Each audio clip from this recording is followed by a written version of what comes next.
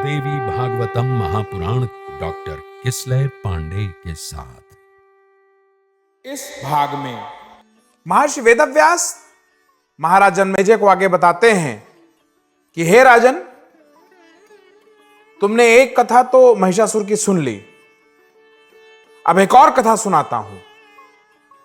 कालांतर में एक बार महिषासुर से भी ज्यादा अभिमानी, दुराचारी और देवताओं को असह्य कष्ट देने वाले दानव हुए, जिनका नाम था शुंभ निशुंभ।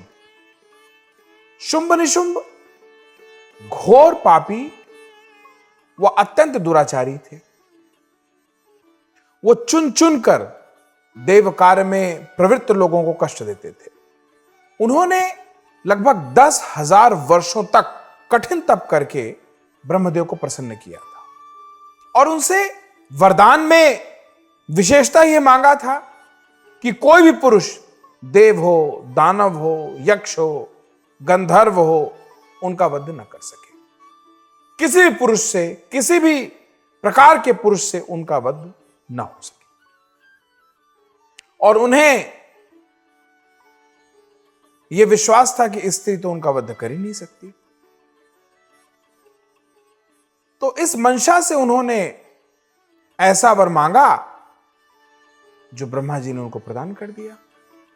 और मन ही मन वो एक दूसरे की पीठ ठोकने लगे कि हम लोग तो अमर हो गए, स्त्री हम लोगों को मार नहीं सकती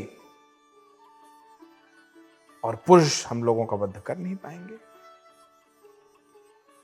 और इसी वरदान के चलते उन्होंने पाताल लोक को संतप्त किया, समस्त भूलोक को प्रताड़ित किया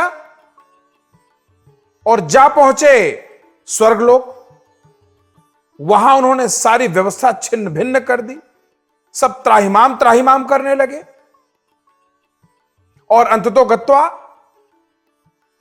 इंद्र गण को परास्त करके उन्होंने स्वर्ग पे अपना आधिपत्य जमा लिया। लगभग राजन 1000 वर्षों तक उन्होंने स्वर्ग पे शासन किया। इधर देवतागण किसी अनाथ की भांति बिलख बिलख के रोते रहते, उन्हें समझ ना आता करें क्या। उन्होंने कोई रास्ता ना देख अपने गुरु बृहस्पति को ये प्रार्थना की कि गुरुदेव हमारा मार्गदर्शन करें, ऐसे तो हमारा समूल सर्वनाश हो जाएगा। और जिस तरह से अव्यवस्था फैली हुई है, ये तो संपूर्ण जगत की व्यवस्था चरमरा जाएगी। देवगुरु बृहस्पति ने इंद्रदेव को कहा कि आपने अभी तक तो मुझसे ऐसा कोई आशय प्रकट नहीं किया था, क्योंकि आपने आज मुझसे पूछा है और नीति भी ये कहती है कि जब तक ससम्मान आपसे कोई राय न मांगी जाए, आप अपना मत प्रकट न करें। सो हे देवराज, आज आपने पूछा है तो उत्तर लीजिए। आप शायद भूल रहे हैं, पहले जब एक बार ऐसी समस्या आपके ऊपर आई थी और संपूर्ण त्रैलोक्य में कोई भी आपकी रक्षा कर पाने में समर्थ नहीं था, तब देवी परांबा प्रकट होके आपकी रक्षा की थी। और उन्होंने आपको यह भी आश्वासन दिया था कि जब कभी आपके ऊपर ऐसा संकट आएगा और आप मां का आवाहन करेंगे, मां से प्रार्थना करेंगे, तो पुनः प्रकट होंगी। देवराजेंद्र ने कहा कि गुरुदेव, क्या मां परांबा हमारे इस कष्ट का निवारण कर सकती हैं? देवगुरु बृहस्पति ने कहा कि वही कर सकती हैं। देवराजेंद्र, आप ये जान लें कि वही एकमात्र सर्वव्यापी हैं, सर्वव्याप्ता हैं, सर्वशक्ति स्वरूपा हैं, जिनके चरणों में सतत स्वयं नारायण महावर लगाते हैं, जिनके चरणों में सदा महाशिव शीश नवाए रहते हैं। ब्रह्मा भी जिनकी स्तुति करते नहीं थकते, वही पराम्बा ही हैं जो इस संकट का समूल सर्वनाश कर सकती हैं। सो हे राजन, इसमें कोई द्वभाष या किसी प्रकार के द्वैत की कोई भी आवश्यकता नहीं है। तत्काल आप मां की शरण में जाइए, उनका आवाहन करिए। अगर वो प्रसन्न हो गई तो समझिए आपके कष्ट कट गए। देवगुरु बृहस्पति से ऐसे वचन सुनकर इंद्र ने समस्त अन्य देवताओं के सहित मां का आवाहन किया, मां की स्तुति की, मां का पूजन किया। और इतनी कातर पुकार सुन के मां के लिए भी रुकना संभव था नहीं, तो मां प्रकट हुई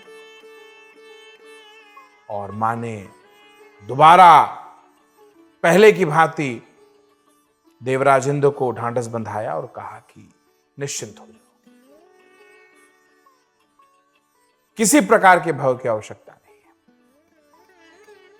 यहां से अब मैं देख लूं।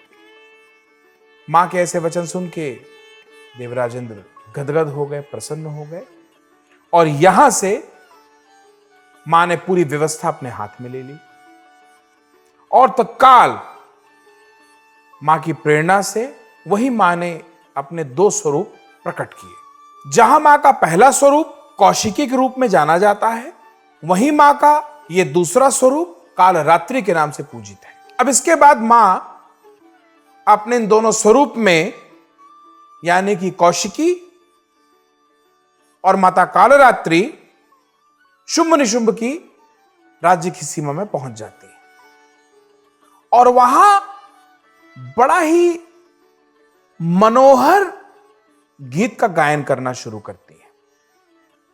वो गीत इतना मनोहारी होता है और इतना मोहक होता है कि वहीं अत्यंत दुर्दांत राक्षस चंडमुंड आकर्षित हुए मां के पास पहुंच जाते हैं और मां को देख के पूरी तरीके से हतप्रभ हो जाते हैं और अगले ही क्षण वो शुंभ निशुंभ के दरबार जा पहुंचते हैं और बताते हैं कि कैसे उन्होंने एक अत्यंत सुंदर कन्या को देखा है जो सिंह पे सवार है और कितना मीठा गीत गाती है और उसकी आभा मानो देखते ही बनती है।